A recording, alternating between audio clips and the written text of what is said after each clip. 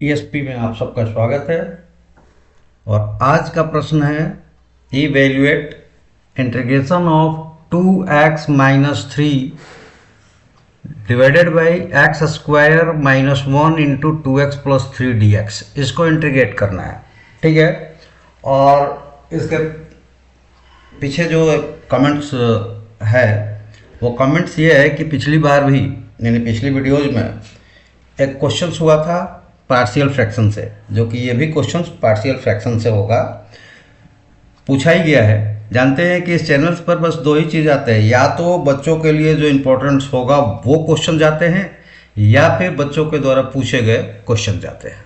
तो पिछला भी कुछ क्वेश्चन पूछा हुआ था, तो मैंने उस क्वेश्चन में पार्शियल फ्रैक्ट डायरेक्ट लिखकर और बोल दिया था कि इसको पार्शियली फ्रैक्ट कीजिएगा तो यही आएगा। तो इस पर स्पेशल कोट लगाया गया है कि सर वो पार्शियल फ्रैक्शन हम कर रहे हैं तो कभी कभी हम मिस कर जा रहे हैं और वो नहीं आ रहा है, या कभी कभी परेशानी क्रिएट हो रही है कि कैसे करते हैं, तो इसको पार्शियली फ्रैक्ट करके थोड़ा सा दिखाइएगा। तो देखिए क्वेश्चंस बनेगा ज़रूर, और जैसा कहा गया है उसी के अनुसार बनेगा, और आपको पार्शियली फ्रैक्ट करके भी हम दिखाएंगे। तो आइए इस क्वेश्चंस को पहले कैसे पार्शियली फ्रैक्ट करेंगे वो बताते हैं, लेकिन हम इसको अलग पार्ट्स में करके बताते हैं ताकि आपको एक ये आदत रहे कि पार्शियली फ्रैक्ट करके आप बाहर कहीं पे भी जल्दी जल्दी करेंगे। क्योंकि जब हम क्वेश्चंस के नीचे फ्रैक्शंस को करने लगेंगे तो हमें पूरे सारे टर्म्स लिखने पड़ेंगे, जिसमें बहुत सारा समय हमारा वेस्ट हो जाएगा, ठीक है ना। तो वो समय वेस्ट नहीं करना है, तो इसलिए आप साइड में कीजिएगा कि कुछ टर्म लिखिएगा, कुछ डायरेक्ट कैलकुलेट हो जाएगा और आप कर लेंगे। इसलिए हम पूरी करेंगे, लेकिन आप पार्शियली फ्रैक्ट कीजिएगा तो बहुत सारी चीज़ें हैं कि कैलकुलेशंस मौखिक हो जाता है, उसको कैलकुलेट कर लीजिएगा। हम आपके भावनाओं की कदर करते हैं, हमारा व्यू ही यही होता है, हमारा मोटिव भी यही होता है कि क्वेश्चंस एक बने या अनेक बने उससे नहीं फर्क पड़ता है। क्वेश्चंस बिल्कुल हर एक तक पहुँचे और हर एक को पूरा कंफर्म्ड हो और पूरा क्लियर हो, डाउट्स न रह जाए। तो ये क्वेश्चंस कई बार भी आता है तो करते हैं, कई हमारे क्वेश्चन वीडियो पर आप देखेंगे कि एक ही क्वेश्चंस कई बार रिपीट है, और हर बार कुछ ना कुछ जो भी उसमें कोट किए गए रहते हैं उसके अनुसार उस पर ज़्यादा डिटेल्स में बताया जाता है। तो इसको हम आज फ्रैक्ट करके आपको दिखाएंगे। हालांकि पार्शियल फ्रैक्शन एक चैप्टर ही है, वहाँ हम लोगों ने किया है, लेकिन इसको भी करते हैं। पहले इसको स्टार्ट करेंगे तो हम जैसे ले लिए कि I is equal to integration of 2x-3 divided by x square minus 1 और 2x+3 dx। ठीक है, ये हमने आई ले लिया। अब हम यहाँ पे क्या करेंगे कि हमें जो बनाना है वो बताते हैं, आपको पार्शियली फ्रैक्ट करके दिखाएंगे।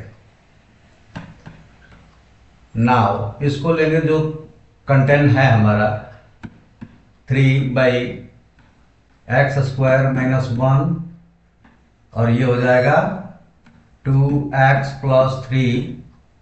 इसको हम लिख सकते हैं 2x-3 डिवाइडेड बाई, ये फ्रैक्ट कर देंगे यहीं पे x+1 x-1 और 2x+3, इसी को हमें फ्रैक्ट करना है, ठीक है। और फ्रैक्ट करने के बाद क्या आएगा उसको हम लोग लिखेंगे, यहाँ पे आएगा that is equal to 5/2 x-1 x+1 sorry, और माइनस आएंगे -1, यानी कि यहाँ प्लस ही रखेंगे, हम दिखाएंगे क्यों यहाँ पे आ रहा है। तो ये हो जाएगा 10x-1, ये आया -1 10x-1 और -24/5, इसको थोड़ा सा 24/5 5 2x+3 ये आएगा फिर जब हम लोग फ्रैक्ट करेंगे तो। ठीक है, ये आने वाला है। लेकिन जैसे आपसे कहा गया है, हम तो यहीं पे इसको ये फ्रैक्ट कर दिए हैं, आप यहाँ से हम इंटीग्रेट कर देंगे। लेकिन आपने कहा कि नहीं इसको फ्रैक्ट करके बताइए, तो हम फ्रैक्ट करके बता देते हैं। वो फ्रैक्शंस इसका ये है कि इतना बराबर ये जो टर्म्स है इसके बराबर ये लिखेंगे। यहाँ पे हमारा फ्रैक्शंस हो जाएगा कैसे, तो हम लिखेंगे कि 2x-3 बाई x² -1 और 2x+3 यह आया, इसको लिखेंगे a by x-1 plus b by x+1 और प्लस c बाई 2x+3। और पिछला जो हम लोगों ने किया था तो उसमें जो दो फैक्टर्स था उसमें से एक फैक्टर क्वाड्रेटिक था, इसलिए हम लोगों ने उसमें bx + c एक साथ लिया था। ठीक है, इसमें तीनों फैक्टर्स जो हुए हैं वो लीनियर हो गए हैं, इसलिए सिंगल सिंगल टर्म्स लिए गए हैं। अब इसको हम लोग क्या करेंगे, सॉल्व कर देंगे। सॉल्व करने के बाद मिलेगा, ये तो कट जाएगा तो इन दोनों का b के साथ a के साथ मिलेगा क्या, 2x² और 3x और प्लस 2x 5x और प्लस 1 × 3 हो जाएगा, प्लस ये जब लेंगे b के साथ तो ये दोनों आएंगे तो ये हो जाएगा 2x² और माइनस प्लस 3x - 2x तो प्लस x और -3। ठीक है, और c के साथ मिलेगा प्लस c x² -1, इन दोनों का प्रोडक्ट डिवाइडेड बाई हो जाएगा x² -1 और 2x+3। अब ये देखिए कि यहाँ भी 2 यही टर्म्स है और यहाँ भी यही टर्म्स है, तो ये कैंसिल हो जाएगा। बच क्या जाएगा, तो बचेगा इधर 2x - 3 और उधर बचेगा, इसको सॉल्व कर देंगे तो देखिए ये 2x² और x²। तो यहाँ पे हो जाएगा x² कॉमन लेंगे तो 2a + 2b और प्लस 1 c और ये x² है। ठीक है, x में देखिए 5x, b वाला x और c वाला x नहीं है, तो यहाँ पे हो जाएगा प्लस 5a और प्लस b x वाला टर्म्स। ठीक है, और ये 3 और 3 क्या हो जाएंगे, कैंसिल हो जाएंगे, माइनस है तो -1 रह जाएगा, तो यहाँ हो गया -1 कांस्टेंट वाला, और तब यहाँ पे 3a, ये गलत हो गया, इसको चेंज करना पड़ेगा। ये हो जाएगा प्लस 3a -3b और c - c, ये कांस्टेंट पे रहेगा, और डिवीजन से इसका जो डिनोमिनेटर्स है वो दोनों का कट चुका है। आप कंपेयर करेंगे तो देखो इधर पे x² वाला टर्म्स नहीं है, इधर x² वाला टर्म्स नहीं है, तो ये हो जाएगा 2a + 2b + c = 0। ये पहला इक्वेशन हो गया। ठीक है, अब दूसरा इक्वेशन हो जाएगा कि 5a + b, यहाँ x वाले में 2 है, तो ये हो जाएगा 5a + b = 2। दूसरा इक्वेशन हो जाएगा। और तीसरे में आ जाए तो तीसरा क्या होगा, 3a - 3b - c = ये -3। ये तीसरा इक्वेशन हो जाएगा। अब यहाँ पे थोड़ा जगह कम है, तो यहाँ तक आप समझ गए कि कैसे आया है। अब बताता हूँ कि कैलकुलेट कर लेंगे, कैलकुलेट करेंगे तो आ जाएगा आपका। और उसको हम दिखाते हैं थोड़ा सा और फर्दर करके। ये देखिए इक्वेशन 1 और 2 को ऐड कर देंगे, 3 को। तो ये देखिए सी प्लस में सी माइनस में कैंसिल हो गया, और 2a और ये क्या हो जाएगा 5a, 5a 3a और 2a, और यहाँ पे -3b है प्लस 2b, तो -b इज इक्वल टू क्या हो जाएगा -3। ठीक है, तो ये इक्वेशन नंबर 4 हो जाएगा। अब यहाँ पे किसको कैलकुलेट करेंगे, तो 4 यहाँ पे भी ले लेते हैं, इधर साइड में ले लेते हैं कि 4 2 + 4 2 + 4। ठीक है, तो क्या होगा कि ये b प्लस में है और यहाँ माइनस में है, कैंसिल हो जाएगा। ठीक है, और 5a प्लस 5a कितना हो जाएगा 10a, और उधर -3 प्लस 2 -1, तो ये हो जाएगा a इज इक्वल टू -1/10 आ गया। ठीक है, अब b इक्वल टू क्या आएगा, तो ये 5 है -b -3 है, चाहे यहाँ पे ले लें, तो a 10 मतलब यहाँ इक्वेशन 2 से फ्रॉम 2, तो 5a मतलब 1/2 -1/2, और प्लस यहाँ है b इक्वल टू 2, तो b उधर ले जाएंगे तो ये प्लस हो जाएगा, तो 2 + 1/2 ये हो जाएगा 5/2। ठीक है, तो अब ये तीनों मिल गया।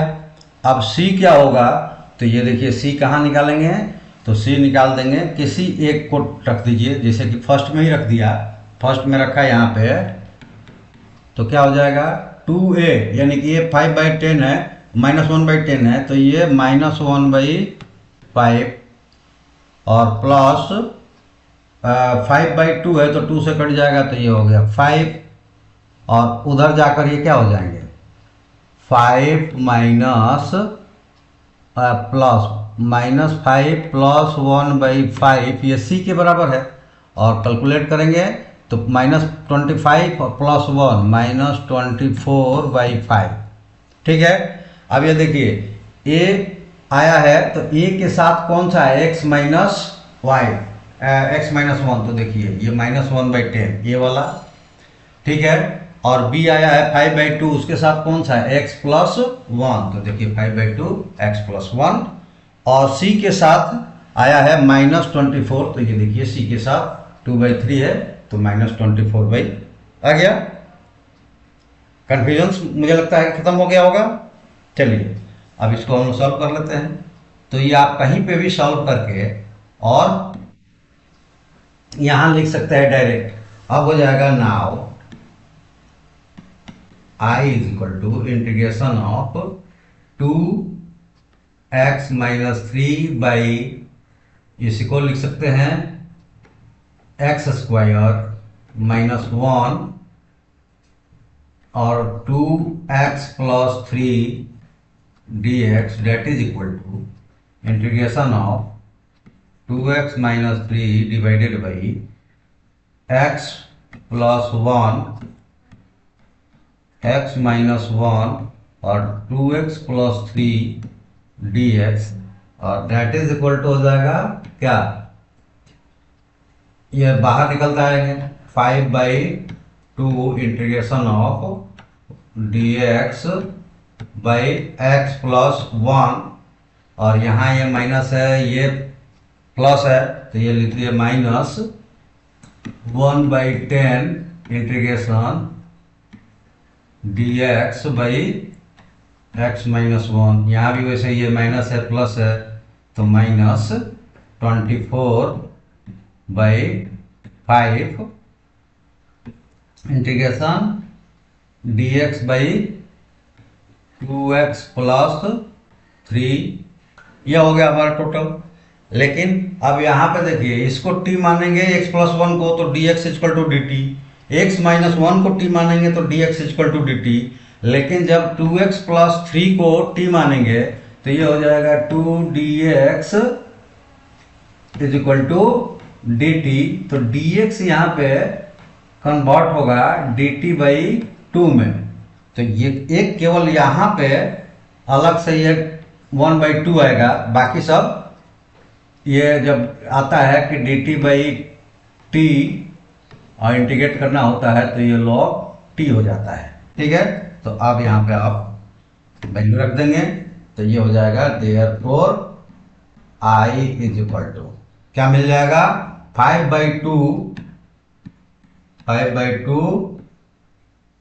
log x + 1 minus 1/10 log x - 1 minus 24, यहाँ पे 24/5 इंटू 1/2 ये लग जाएगा dt के बाद, तो ये 10 हो जाएगा या 2 से ही कट जाएगा 12, तो 12/5 हो जाएगा। तो ये हो जाएगा 12/5 log 2x + 3 और यहाँ पे चूंकि इंडेफिनिट इंटीग्रल्स है तो इसलिए प्लस c भी आएगा और ये आपका आंसर हो जाएगा।